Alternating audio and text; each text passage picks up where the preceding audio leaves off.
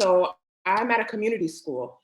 So we have a social work program. We have partnership with children. So a lot of the warm demanders, we have more assistance because we have a social work department.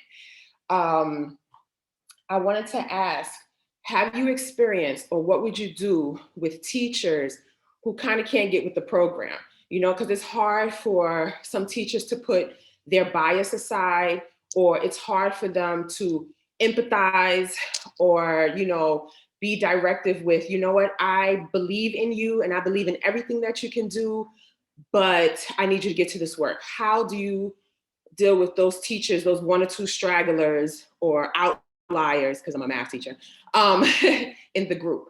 If you can't respect the child's their racial equity, their racial makeup, if they're a person with a disability or a language, that seemed to be the place where I always would hit people with, and then I will somehow find a way to really connect it to them in some other way. Because if you're not respecting if you don't have enough respect and rapport with kids, you don't have a relationship with them, which is really critical for kids. In order for them to be able to trust you, you have to have that relationship, right? For them, what warm demanding is when it's challenging, right? When it's hard and it's difficult, you're telling them that I believe that you could do it. I know it's hard. I know it's challenging. I want you to try it though. I'll come back over and check on you, but I know you can do this. So if you really, really need me, let me know. But I know I've seen you do things that's 10 times harder than that. And constantly encouraging them and allowing them to be able to do well. That also promotes growth mindset as well. And all of the things that we want kids to work hard for. So my question really is the flip side. What is it that you do around creating agency and capacity in your students so that they can self-advocate themselves around the ideas of cultural responsiveness? And the second part of my question has to do with what are some of the other things that you're doing to ensure that your children are grounded in their own cultural experiences and their own cultural competencies? So the one thing that we do, I didn't talk about this, but we have a set of core values: scholarly thinking, working productively, taking accountability and ownership, which we're playing around with. It's going to be shifted towards taking ownership and awareness of sort of like your community, and then growth mindset, giving kids a voice and a platform to be able to run a lot of those virtual community sessions that, if you remember the slide I had with community circles, those are facilitated and ran a lot by kids. We actually have an internship in our school. So some kids get paid to do it and some kids volunteer to, I tell them that colleges want to hear about this, that you got to do these things, right? So they speak about their culture. All of those things are facilitated by kids, constructed by kids.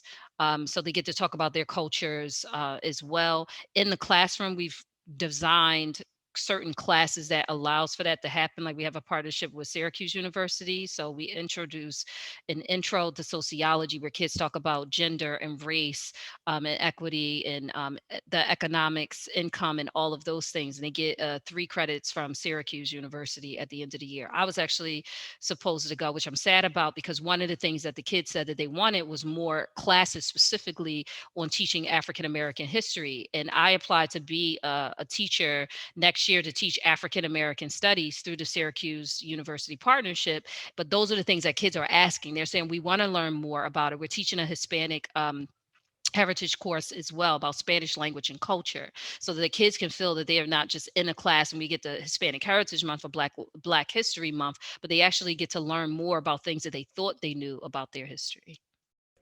So my question as an elementary school principal is, have you begun to think about how you can have your scholars really begin to have those conversations with the younger students and to help them see that it is possible, begin to engage in those critical conversations, and possibly having partnerships with schools, with the teachers in elementary schools, so that way the transformative process can happen quicker if we start with the younger students.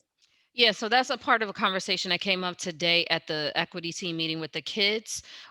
where we started to tell them, like, these are conversations you should start having with your younger kids and your younger siblings and other people as well, because something what we found is that kids have no problem debating and arguing about race in the school. That's why I was trying to get the clip. I was like, wait, our thing got taken down. It was just our kids, literally. That was the thing that I was like, if I can show them anything, I will wish that I could have recorded the segment where the kids were talking about the N-word. And it wasn't just Black kids. It was just like, I don't even know. I'm like, I was blown away by the fact that kids who, these are kids too, some kids who just like normally say, they never really talk at all, but they had so much to say about the N-word. And so they had the sort of dialogue that we're telling them that these are conversations you start having with your younger siblings. Whenever I have incidents with students and staff members, teachers, whatever the staff member is, what must happen is a restorative conversation. And it sort of changes the dynamic of how teachers respond, even though it might still be in their heart. They know that part of what's going to happen next, even if there's a disciplinary action that has to be attached to it, there also is a restorative conversation that the adult must sit with the student. And what often happens is that the student has the space to say, yeah, well, I take ownership for what I did. Maybe I should have said SMD or your mother. But also when you do X, Y, and Z, it makes me feel like, and it shifts the accountability back to the teacher, especially when we know the teachers tend to be the issue.